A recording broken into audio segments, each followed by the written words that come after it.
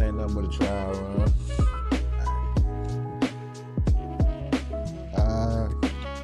How did you get into basketball? Like, what made you decide to want to go with basketball as a sport? My introduction to basketball was through my mom and my grandma, through women. My mom played in high school at Southern Wayne. She was the point guard varsity team about, I think, 89, 90, and went to the regionals. So that drew an interest once I figured out what a trophy was, because she had a trophy on her wall. Right. So once I got old enough to realize, like, oh, what kind of trophy is that? And started asking questions, I realized, okay, boom, she played basketball. So that gave me just the idea, like, I wanted to play basketball.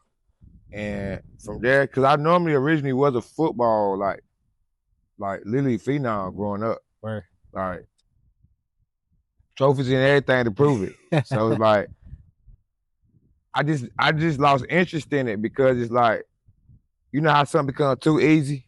Right. Like, and then I ain't had nobody to, like, necessarily, like, support that drive I had. Like, it was people that were there to support, like, go to the games and stuff, but they want nobody, like, to say, like, hey, man, go run a mile, or that male figure. I ain't had that. So. I got you.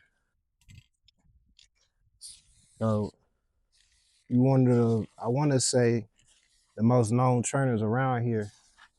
Talk about how, like, you got into, like, training. What made you decide to get into training? It was on some being petty. Petty. Cause growing up, I wasn't one of the favorites.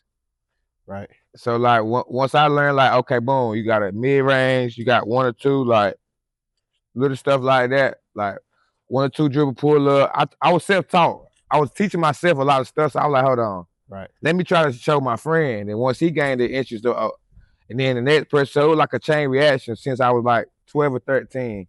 right. So, like, once I got, like, the bug, I was already started. I had about 4 or 5 clients when I got about 18, 19. Like, but it wasn't no paid clients. It was like my little bro, my little cousin, right. One of the guys that looked up to me from, you know what I'm saying, Southern Wayne, or like, that's how I really drew the interest in it. Then it was like, I ain't seen nobody doing it, be real. Like, right.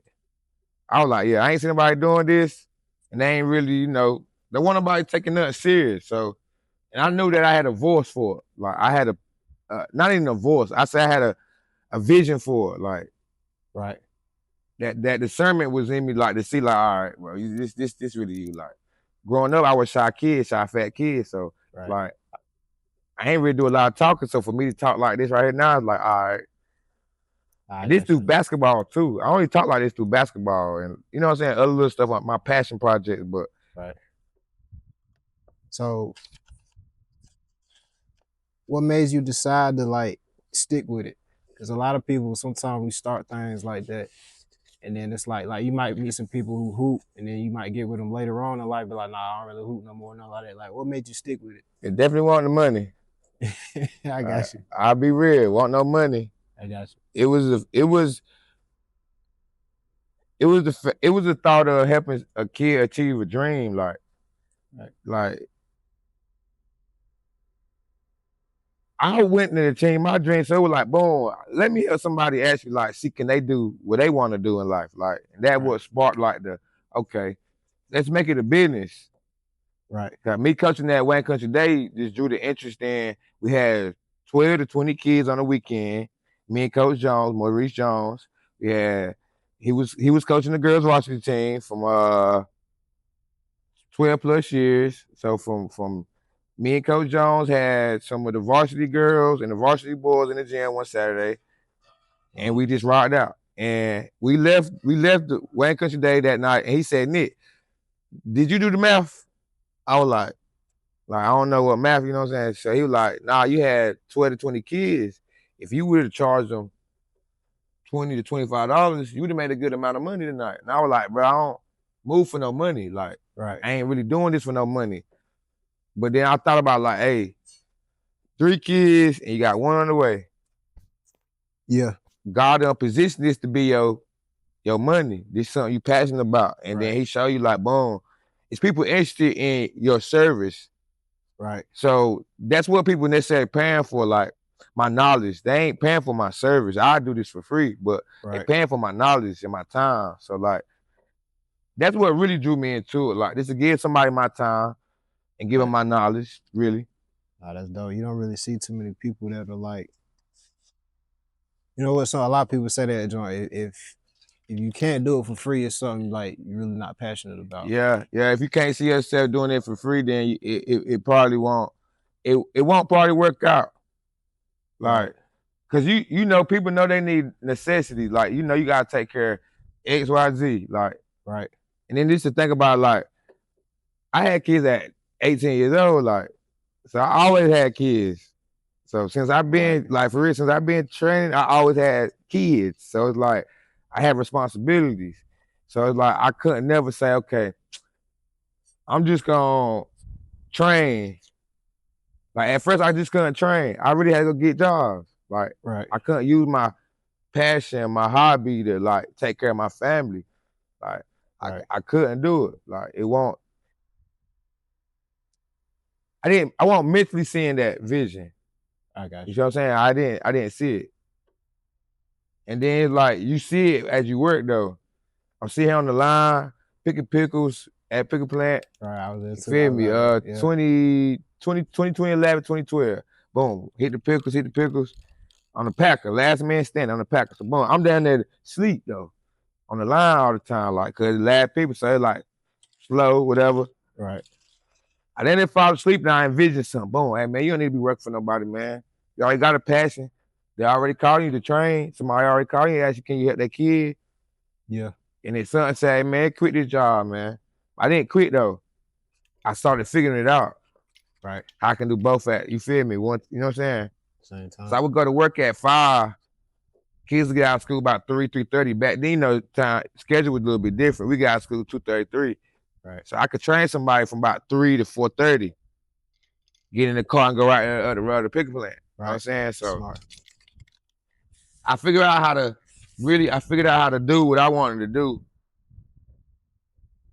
And that was my whole life. I always did what I wanted to do. Whether it was good or bad, I always really did what I wanted to do. Like, there wasn't no boundaries to nothing. Let's see, can we push the boundary? Well, my mom always said you got consequences, whether you through everything, good and bad. So now I knew that from the jump. So if I go do something, I think about, I'm already 10 steps ahead somewhat, you feel me? So I can already envision what I'm about to do. That's why I can give people moves. Right. Cause I already know you about to step right here. It's logic, it's angles. Like, you can't really do a lot of stuff on this court. It ain't a lot of space, especially with 5-on-5. That's why 1-on-1 is a great game. If we get into it, okay, so I'm gonna move to like the 1-on-1 scene. Like, what do you think about like the 1-on-1 scene coming to Goldsboro? If you look at it now, you got 2 different platforms coming to the city. It's something ain't really been done before. What do you think about it? I think it's probably one of the greatest things that happened. Cause now you got 2, okay, for one, you got 2 black men building businesses. Right. All right, that's for one. All right, then for 2, you got black men giving other men opportunity to showcase their talent. Right. So when given opportunity, you give chances to change lives. Like, one of y'all videos can hit for $1 million, like boom, one night, 1 million views. Somebody's life gonna get changed off of that. Like, facts. Bound to happen. So it's like, being that happens like that, and the third thing is like, y'all keep the violence down. So kids will think right here, instead of us go pick the scrap up or go do something crazy, hey bro, check up, play me 1-on-1. We see these boys playing 1-on-1, Charles play 1-on-1, TK play 1-on-1, XYZ play 1-on-1. They know these names in the county, they know these names, so it's like you down there feeding y'all like the Justice League and DC Comics. Right. Feel I'm saying? It's two different worlds, Yeah. but they still in the comic world. It's ironic how I'm here doing all this right here. Right. That's how I really see it. Like, y'all in it sometimes, so y'all in it. Y'all creating it. So sometimes y'all might not really see how big it really is. Yeah. I think I'm gonna wrap it up right here for right now. I ain't gonna lie, I don't even have any more questions I can think of off the top. But so if anything, I'll just say give people your socials on where they can find you. And if they want to contact you about any training. They can find me at We Up Athletics, TikTok, Instagram, on Facebook for the old heads. It'll be Nicholas Oates, Oats.